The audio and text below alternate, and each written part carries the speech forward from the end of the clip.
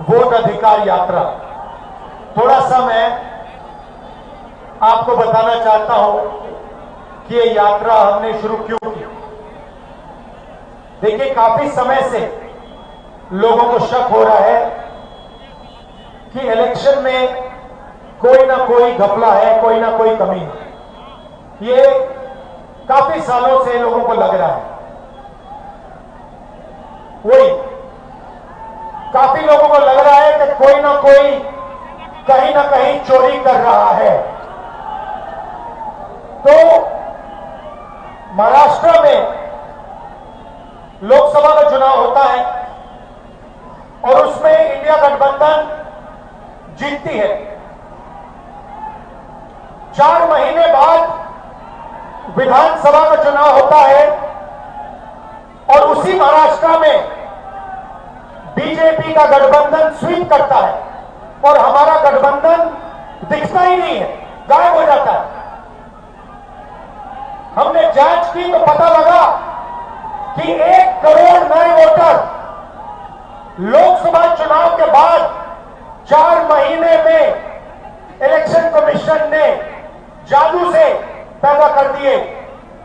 और जहां भी बीजेपी जीती है, जहां भी नए वोटर आए थे, वहां बीजेपी जीती है। हमारा वोट कम नहीं हुआ।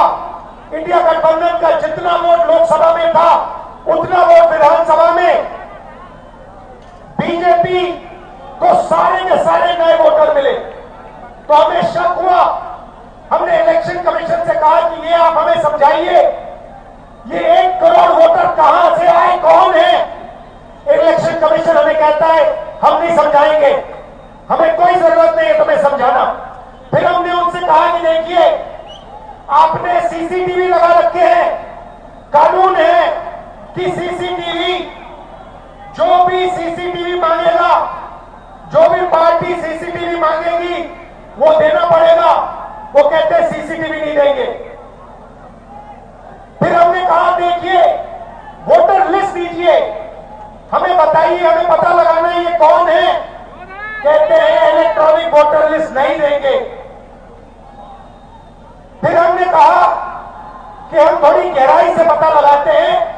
कर्नाटक में हमने एक लोकसभा चुनी, बेंगलोर सेंट्रल लोकसभा, और वहां पे एक विधानसभा में हमने वोटर लिस्ट को, जो कागज की वोटर लिस्ट होती है, 7 फुट कागज, उसको हमने एक एक करके छांट छांट कर 4 महीने लगे।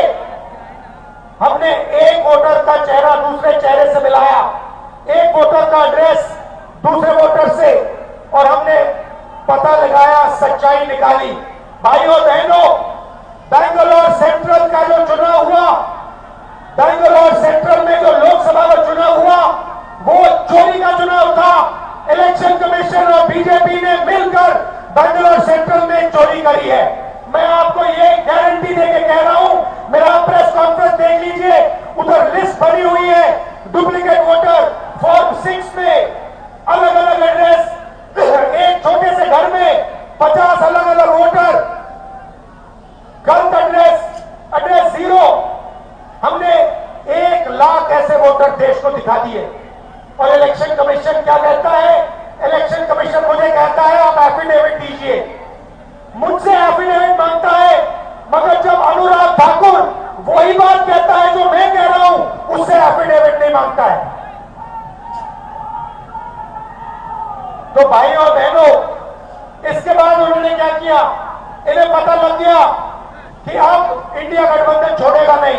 इन्हें पता लग गया कि हम बात समझ गए हैं, वोट चोरी कैसे होती है, हम डुप्लीकेट वोटर की बात समझ गए हैं, फेक एड्रेस की बात समझ गए हैं, फॉर्म 6 की बात समझ गए हैं। तो इन्होंने अब नई तरकीब निकाली है, SIR। SIR मतलब बिहार की जनता से उनका वोट चोरी करने का तरीका। पहले छुप के करते थे, अब खुलेआम सबके सामने। आज उनका प्रेस कॉन्फ्रेंस होता है, मैं उनसे पूछना चाहता हूं, आपने कानून बनाया, आपने सीसीटीवी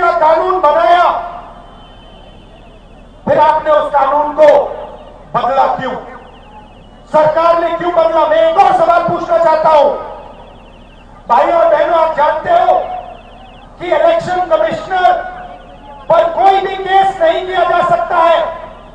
आप जानते हो कि हिंदुस्तान का कोई भी court, high court, supreme court उन पर केस नहीं कर सकता है। आप जानते हो ये कानून कब बना? जानते हो 2023 में ये कानून बना। ये कानून 2023 में क्यों बना?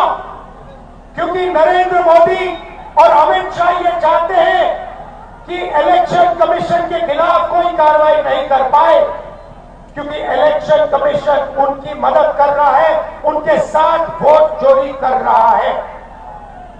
और हमने इंडिया गठबंधन के बिहार के नेताओं ने मन बना लिया है कि बिहार में हम वोट चोरी नहीं होने देंगे।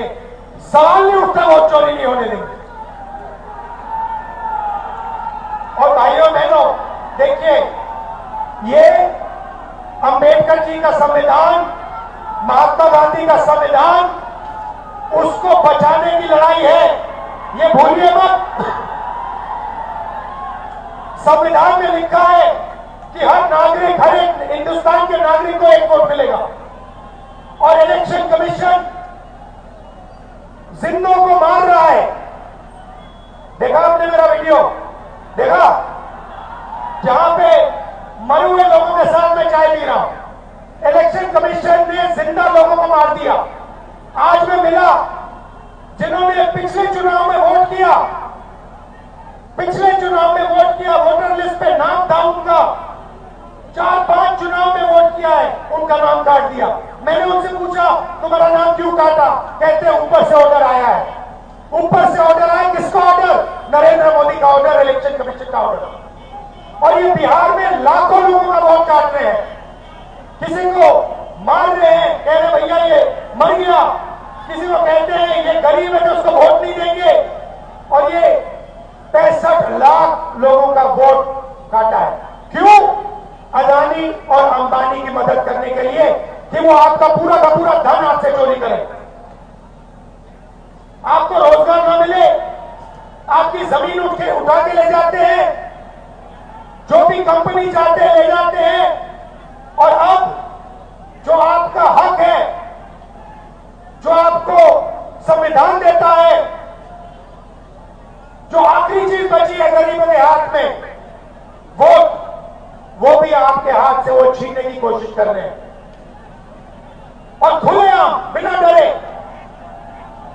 इलेक्शन कमीशन के लोग कहते हैं कि हाँ हम करेंगे, हम वोटर काटेंगे, हम वोटर जोड़ेंगे और हम आपको बताएंगे नहीं, हम आपको वोटर लिस्ट नहीं दिखाएंगे। क्या कर लोगे? मैं आपको बताता हूं क्या कर लेंगे। आप देखना, जनता की शक्ति हम आपको दिखाने जा रहे हैं, बिहार की शक्ति हम आपको दिखाने जा रहे हैं। और मोदी जी, अमित शाह जी और इलेक्शन कमीशन के लोग ये समझ लो, ना मैं आपसे डरता हूं, ना तेजस्वी यादव, ना बिहार। और सच्चाई, भाइयों और बहनों, ये वोट चोरी की सच्चाई मैं आपको गारंटी कहकर दे रहा हूं। जो मैं कह देता हूं मैं छोड़ता नहीं हूं, मैं गारंटी कहकर कह रहा हूं, वोट चोरी की सच्चाई हिंदुस्तान के हर नागरिक के सामने, आंखों के सामने हम रख देंगे। भाइयों और बहनों, रात का समय है। अब देखिए, यहां पे सरकार ने, देखिए बिहार की जनता का दम देखिए। यहां पे पुलिस वालों ने क्या किया? यहां पे हमारी मीटिंग का बैरिकेड लगा दिया, लगाया ना, मगर हम सीधा आके बैरिकेड के सामने आ गए, पुलिस वाले हट गए और हम स्टेज पे आ गए। ये है आपकी शक्ति, ये है बिहार की शक्ति। और आपने देश को रास्ता दिखाया, भूलो मत। जब अंग्रेजों की लड़ाई थी आप लड़े थे, अब फिर से इन्हीं लोगों से लड़ना है। वोट का जो अधिकार है उसके लिए लड़ना है, संविधान के लिए लड़ना है। आप सबका दिल से बहुत बहुत धन्यवाद। रात का समय है, आप सब यहां आए। इंडिया गठबंधन के जो नेता हैं, तेजस्वी जी हैं, बाकी नेता हैं, उनका मैं धन्यवाद करता हूं। नमस्कार, जय हिंद, जय बिहार। बहुत बहुत धन्यवाद।